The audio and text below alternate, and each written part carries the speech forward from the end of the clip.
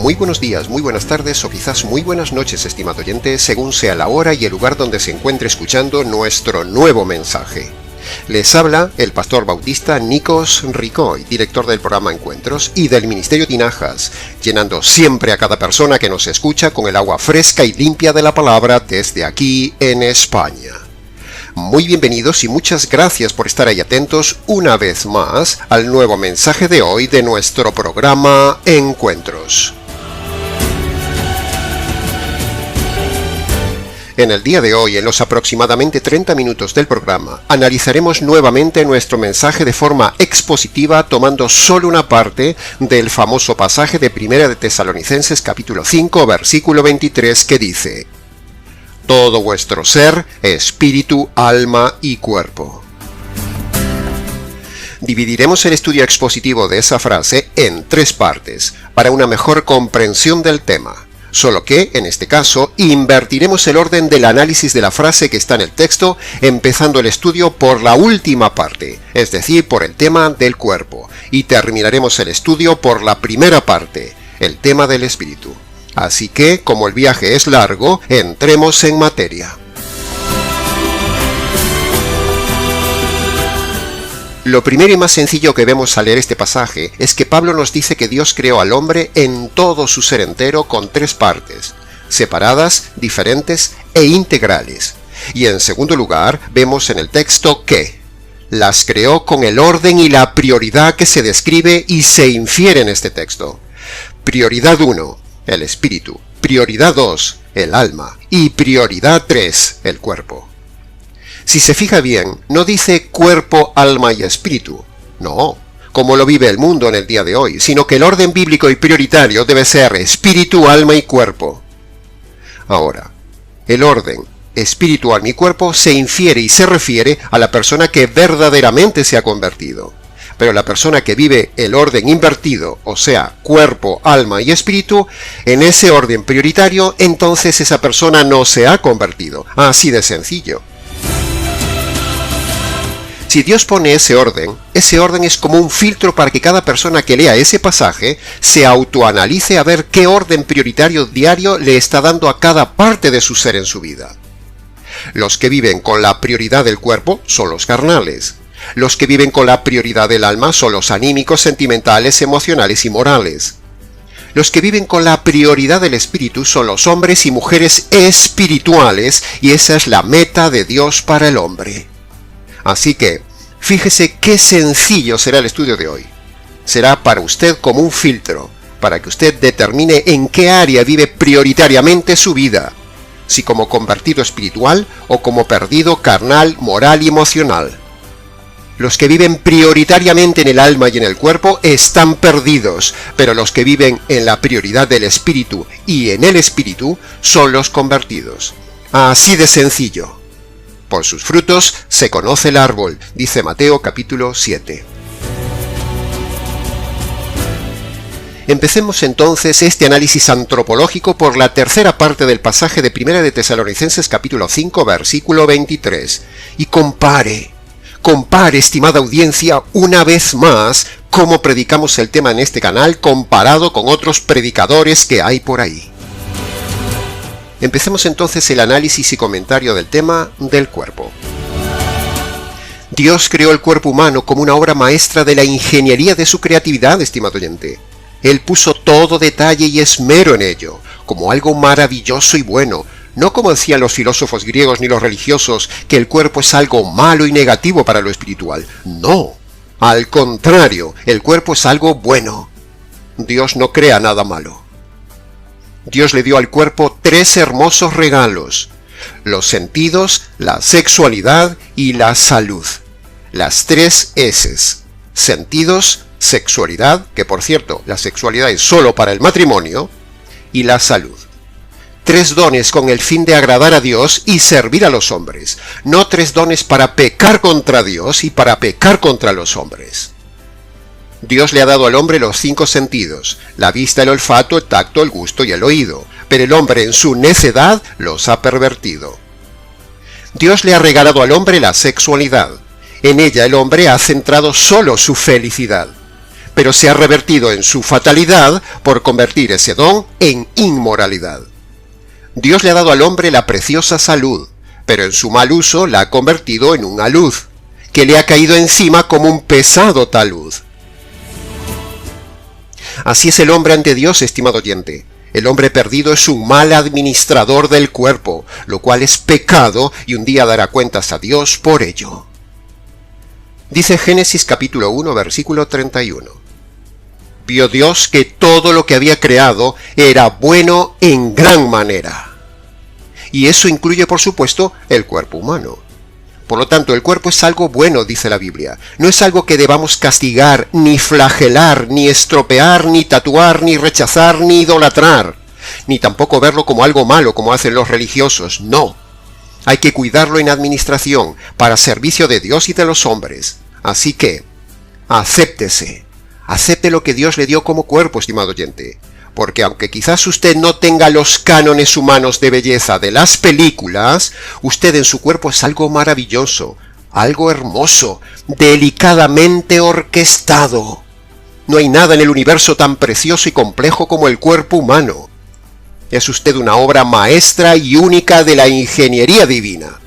Así que acéptelo como un regalo de Dios y no lo estropee. Aún la persona menos estética del planeta es más hermosa que cualquiera de esos inventos deformes de las películas de terror y de ficción.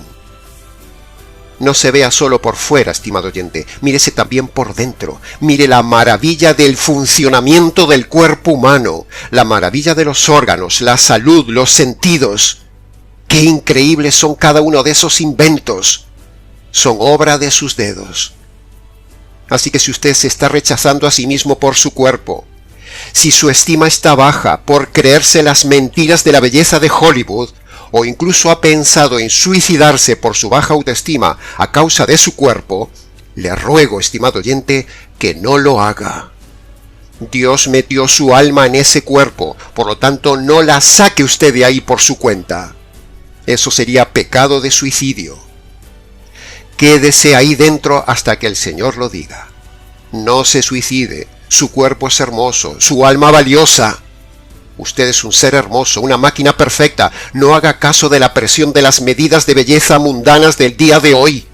No haga caso de la presión del mundo y su vanidad estética. No se opere, no se haga cirugías estéticas por vanidad, excepto que tenga que hacerlo por enfermedad. No se tatúe su cuerpo. El Señor no se operaría de cirugías estéticas por vanidad, ni el Señor se haría tatuajes, ni estaría gordo por comilón. La Biblia dice incluso en Isaías capítulo 53 que Jesús no tenía hermosura para que le deseemos. Sin embargo, era el ser humano por dentro más seguro, ejemplar, más hermoso y más admirable del universo. Su belleza estaba dentro. Así que cuide su cuerpo, estimado oyente. Pero, no viva centrado en la estética de su cuerpo. Su cuerpo es el vehículo para trasladar su alma y su espíritu. Así que cuide ese vehículo que Dios le dio provisionalmente. No lo estropee con drogas, con libertinaje, con juergas, con tatuajes, con bebida, con falta de descanso, con inmoralidad o con la idolatría del gimnasio. Porque de cómo haya usted administrado su cuerpo, usted dará cuentas el día del juicio ante Dios, el dueño del cuerpo. Así que cuídelo, pero no lo haga su ídolo, no lo haga su prioridad, porque el Señor pone el cuerpo en tercer lugar en el orden de su ser, como vemos aquí en 1 de Tesalonicenses capítulo 5, versículo 23. No viva para la vanidad, no viva para la belleza. No viva haciendo culturismo, no pierda tiempo ni dinero en eso. Sea sobrio, dele lo necesario al cuerpo, pero no lo haga como prioritario, no viva para el cuerpo. Use su cuerpo para llevar su alma a todas partes y para dar testimonio del Evangelio allí donde vaya. El cuerpo es para proclamar la verdad, no para la vanidad. Repito, use su cuerpo para llevar su alma a todas partes y para dar testimonio del Evangelio allí donde vaya. Porque el cuerpo es para proclamar la verdad, no para la vanidad.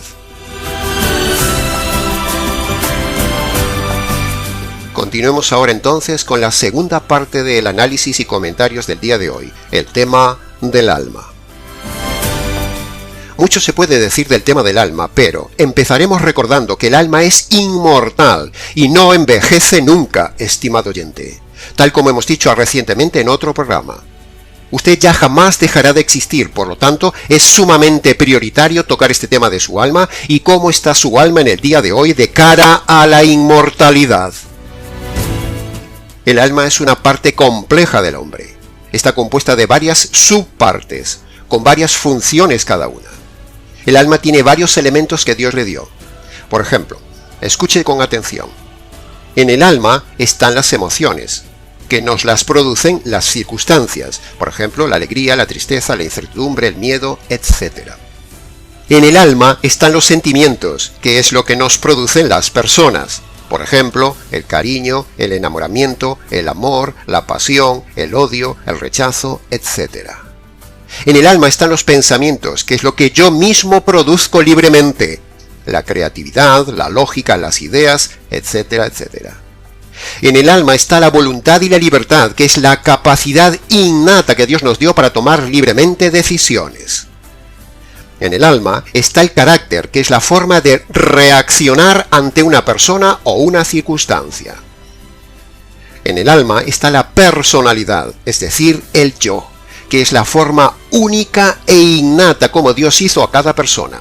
No hay dos personalidades iguales ni repetidas en toda la historia de la humanidad. Es decir, no hay dos Nicos iguales, ni lo hubo ni lo habrá. Dios nos hizo de personalidad única. Somos pura originalidad personal de Dios, estimado oyente, el arquitecto y diseñador del universo. No hay dos seres iguales en toda la humanidad. Usted es único, estimado oyente.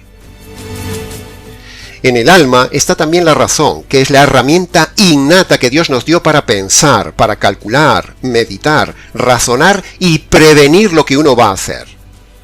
Y por último, en el alma está también la conciencia, que es una de las alarmas innatas que Dios dio a todo hombre para discernir el bien y el mal.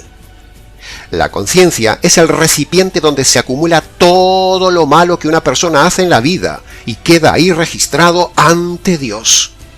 Si uno muere con la conciencia sucia, manchada, pecadora y culpable, entonces Dios le aplicará a ese hombre la justicia por haber cometido esas injusticias que registra su conciencia.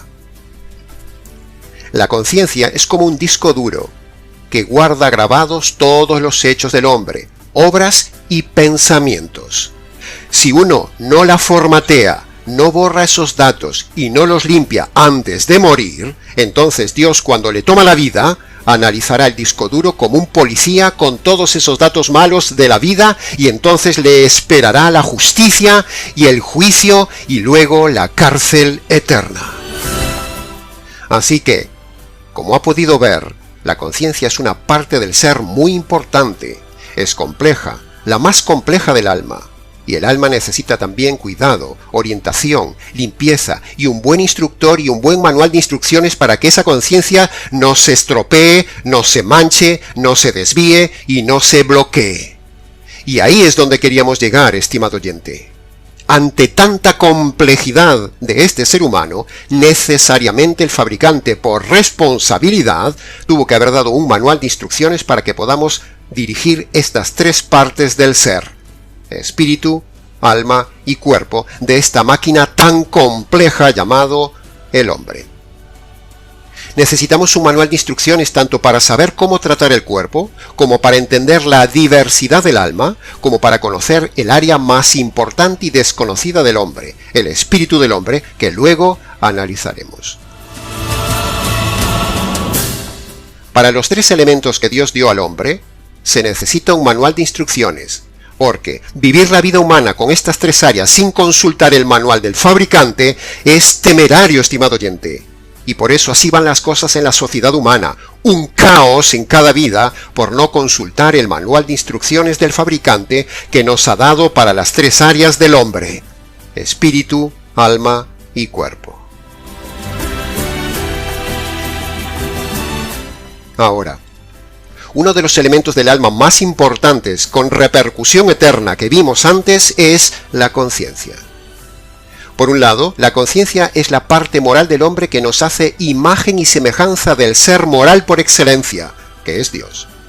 Y por otro lado, ese Dios moral que nos ha dejado la impronta de la moral en nuestra conciencia, un día nos llamará a cuentas y examinará la conciencia. Y si ese día encuentra la conciencia manchada de pecados, que son las veces que nos hemos saltado la conciencia, entonces ese ser moral, que a la vez es el juez del universo, aplicará la justicia por todas las veces que nos hemos saltado la conciencia del alma cometiendo injusticias. Y ahí radica el problema. Ahí radica el problema que hoy nuevamente queremos avisarle. Si uno se muere con la conciencia sucia, manchada, inmoral y cargada de pecados, el Dios del universo, el juez, dará su sentencia de culpabilidad y entonces aplicará su justicia, su juicio, su sentencia, y entonces usted escuchará aquel terrible pasaje de Mateo capítulo 25, versículo 41. Apártate de mí, maldito, al fuego eterno preparado para el diablo y sus ángeles. ¿Se ha dado cuenta, estimado oyente, de esa frase? Para terminar, entremos entonces en el análisis y comentarios del tema del espíritu. Cuando Dios creó al hombre, por dentro, Dios le diseñó un compartimento muy especial. Diseñó un lugar íntimo, un lugar secreto, un lugar preparado para sí mismo. Sí, ha oído bien. Dios diseñó en el hombre un lugar santísimo para habitar y hospedarse él mismo allí. Pero, solo si el hombre quiere. Es decir, queda a criterio del hombre hospedar a Dios dentro suyo. O sea, el hombre mismo decide qué hace con ese compartimento interno que Dios le dio, llamado el espíritu. Dios diseñó el compartimento espíritu para que el hombre libremente le dejara habitar en ese lugar y así dirigir la vida del hombre desde dentro. ¿No es sorprendente esto, estimado oyente? Pero ese compartimento vacío, llamado espíritu, la Biblia dice que todo hombre lo tiene inutilizado, está muerto, nace con su espíritu muerto y vacío. El alma del hombre está viva, su cuerpo está vivo, pero el espíritu dice la Biblia que nace muerto. Y permanece muerto, excepto que el hombre en su libre albedrío decida darle vida recibiendo el Evangelio. Pero si el hombre muere físicamente con su espíritu muerto, entonces esa decisión lo apartará de Dios por toda la eternidad, en un lugar de condenación eterna.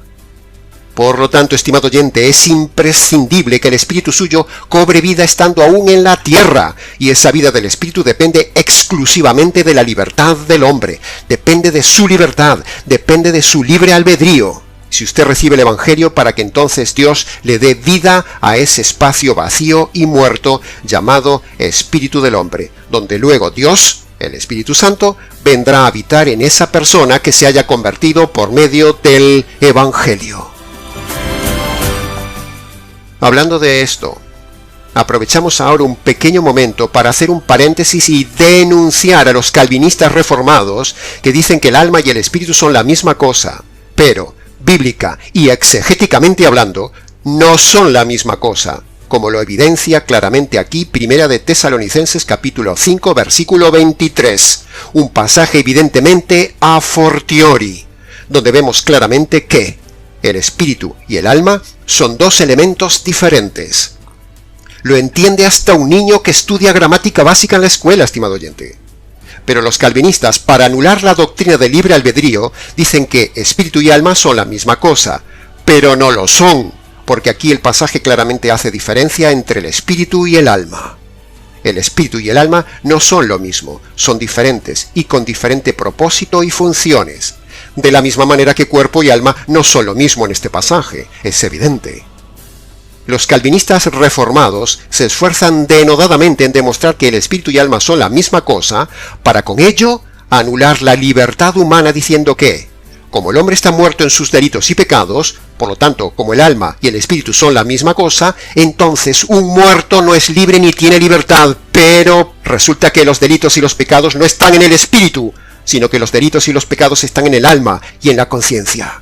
La conciencia y el libre albedrío no están en el espíritu, están en el alma. Por lo tanto, el hombre tiene libre albedrío, estimado oyente. Así que la doctrina calvinista reformada queda derribada. Que conste en acta. Así que, sin extendernos ya más en esto del error calvinista, desde aquí mandamos una señal de advertencia a todo estimado oyente calvinista reformado o simpatizante de esta secta, para que tengan mucho cuidado con los calvinistas reformados que dicen que alma y espíritu son la misma cosa, cuando en realidad no lo son. Alma y espíritu son dos elementos diferentes, con funciones diferentes y dos lugares diferentes del hombre, como lo dice taxativamente Primera de Tesalonicenses capítulo 5, versículo 23 del texto de hoy.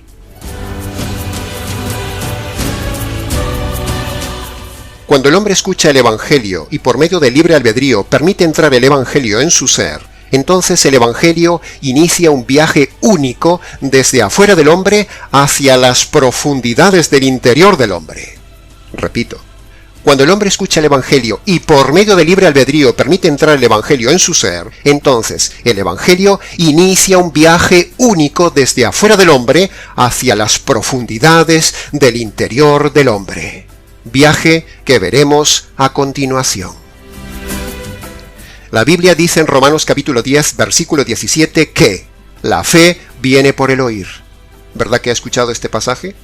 Pero ¿oír qué? Evidentemente, oír el Evangelio. Siempre es el mismo punto. La fe verdadera de salvación está fundada en oír el Evangelio, no en oír otros temas. Bien, así que, entonces, el Evangelio empieza un viaje desde afuera del hombre hasta las profundidades del hombre, entrando por el oído. Y del oído pasa a la mente, y en la mente lo procesa la razón. Y la razón es la que decide si lo cree o lo rechaza. ¿Me sigue? Bien, ahora, si la persona lo cree, entonces es ahí donde el Evangelio hace su primera escala del viaje y hace su primer trabajo. Renueva la mente. Es decir, borra las doctrinas equivocadas, borra las ideas equivocadas, limpia la mente de prejuicios y pone las ideas y las doctrinas bíblicas correctas y verdaderas. Esa es la primera etapa del viaje del Evangelio cuando entra por el oído. Pero el viaje del Evangelio no termina en la mente, solo acaba de empezar hacia la profundidad humana, hacia el espíritu. El viaje y obra del Evangelio continúa ahora desde la mente, baja y llega a la segunda zona, la zona del alma, la segunda escala del viaje. Y en el alma, el Evangelio limpia la conciencia, da paz a la conciencia, limpia las culpas, renueva la conciencia, transforma el carácter, potencia la personalidad, modifica la voluntad, y entonces la persona se siente nueva, limpia, perdonada y con gozo único. Por cierto, ¿ha experimentado usted esto, estimado oyente? Pero el viaje aún sigue. El viaje del Evangelio no acaba ahí en el alma, sino que el Evangelio sigue su viaje y su obra hacia las profundidades del interior del hombre, hacia su meta, hacia el lugar santísimo creado y diseñado por Dios, como habíamos dicho, hacia el arca, el santuario diseñado por Dios, donde Dios morará dentro del hombre, en el espíritu del hombre, si el hombre lo deja. Y cuando el Evangelio llega a la tercera zona, cuando llega al espíritu, entonces se produce el milagro. Se produce la vida espiritual cuando el Evangelio toca el espíritu del hombre que estaba muerto, que estaba vacío, que estaba seco, que estaba sin llenura, sin sentido. Un espacio oscuro que ahora tiene luz, tiene llenura y tiene vida. Y entonces, preste atención, es ahora cuando todo el ser humano completo, mente renovada, alma perdonada y espíritu vivificado, es entonces, con todo este camino ya limpio y ordenado por el Evangelio que ha ido obrando delante, es entonces cuando el Espíritu Santo entra y se desliza como sobre aceite por ese camino limpio que ha dejado el Evangelio, y entonces el Espíritu Santo llega a esa arca, a ese lugar santísimo, a ese lugar ya preparado y limpio, llamado el espíritu del hombre, para morar en él para siempre. ¿No es este viaje teológico fantástico, estimado oyente? ¿Lo ha vivido usted? Así es como el Espíritu Santo viene a morar al espíritu del hombre previo trabajo de limpieza del Evangelio. ¡Qué maravilla teológica es toda esta revelación inferencial, estimado oyente!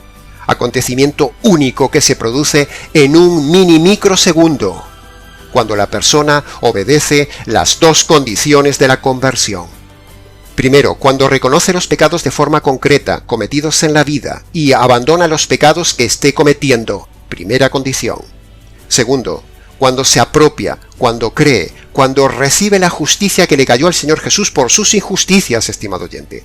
Esa es la segunda condición para la salvación. Entonces, en ese mismísimo instante de obedecer las dos condiciones, es cuando maravillosamente, increíblemente, misteriosamente, se produce toda esta descripción del viaje que hemos estado describiendo hasta ahora. La obra del Evangelio hasta la entrada y morada del Espíritu Santo del hombre. Una obra doble y un viaje fantástico que jamás nos han contado. Todo ese intenso movimiento invisible que hemos relatado es real, estimado oyente. No nos hemos inventado nada. Las cosas son así. Nosotros simplemente lo hemos ilustrado para hacerle entender mejor todo esto que sucede en el Espíritu, en lo invisible, para aquellos que se han convertido por medio del Evangelio. Como dice Romanos capítulo 1, versículo 16, el Evangelio es poder de Dios, para renovar la mente, para limpiar el alma y para dar vida al espíritu del hombre. El Evangelio es el poder que inyecta Dios al convertido en el momento mismo que éste decide obedecer las dos condiciones que hemos dicho, las dos condiciones que el Señor Jesús pone en Marcos capítulo 1, versículo 15, para la conversión.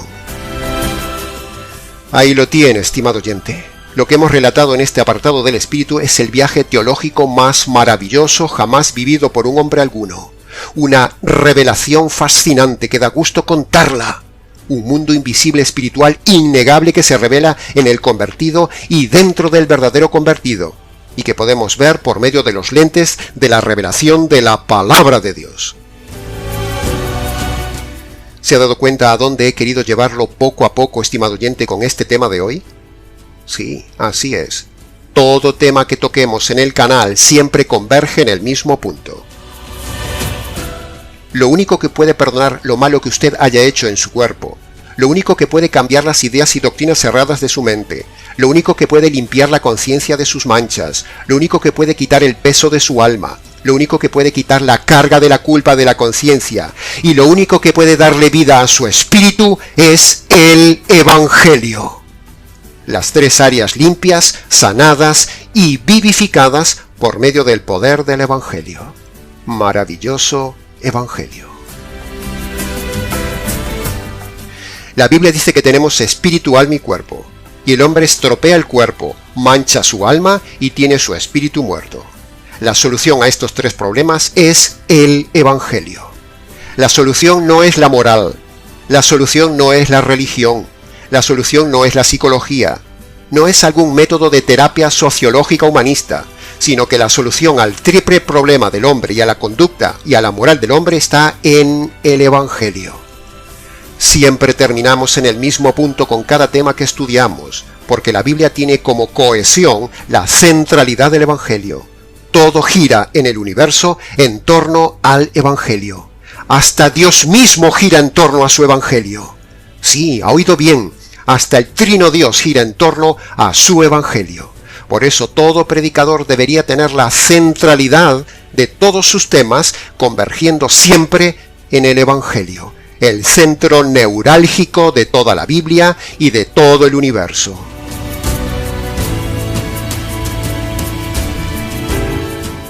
Si usted escucha algún tema de un predicador que no converge en el Evangelio, ese es un mal predicador. Así que ya puede ponerse en campaña de comparar lo que predicamos y cómo lo predicamos con lo que usted ve y lo que se enseña por ahí. Ahora, escuche bien. Haber hablado hoy unas pinceladas breves de antropología bíblica es solo para mí una excusa, no es mi meta. sino que todo tema en cada programa es solo el pretexto para terminar practicando el noble arte de redirigir y relacionar todo tema siempre hacia el Evangelio. Por eso somos tan insistentes en este punto en nuestras prédicas, en nuestros programas, en las conferencias y los estudios. La prioridad para todo predicador es el Evangelio. La excusa es el tema. Así que, antes de terminar, quiero invitar al estimado oyente, hombres y mujeres que nos están escuchando, que aún no se han convertido por medio de las dos condiciones del Evangelio, para que obedezcan esas dos condiciones que manda Jesús a todo hombre para salvarse. Así que vaya a su habitación, estimado oyente, cierre la puerta, póngase de rodillas delante del Dios del universo que ha ofendido a usted toda la vida, descálcese en señal de reverencia, y ahí, en sus palabras, obedezca las dos condiciones. Primera condición que usted tiene que obedecer: reconozca sus pecados cometidos durante toda su vida y abandone los pecados que está cometiendo en el día de hoy. Primera condición. Segundo, esos pecados demandan justicia. Así que aprópiese, reciba, crea en la justicia que le cayó al Señor Jesús por sus injusticias. Esa es la segunda condición. Y antes de levantarse de ahí, dele gracias a Dios por su providencia y por haber escuchado el verdadero Evangelio.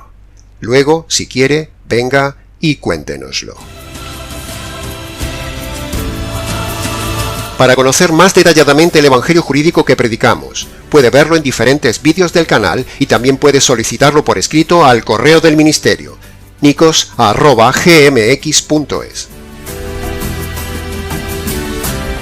Y hasta aquí, señoras y señores oyentes, de forma muy breve, la exposición antropológica y bíblica del tema de hoy: espíritu, alma y cuerpo del hombre. Mucho más se podría decir del tema, pero con lo dicho es suficiente. Para preguntas, comentarios y demás, escríbanos. Les ha compartido la verdad, solo la verdad y nada más que la verdad del tema, este expositor bíblico, Nikos Ricoy, del Ministerio Tinajas, desde aquí en España. Será entonces hasta nuestro próximo programa Encuentros.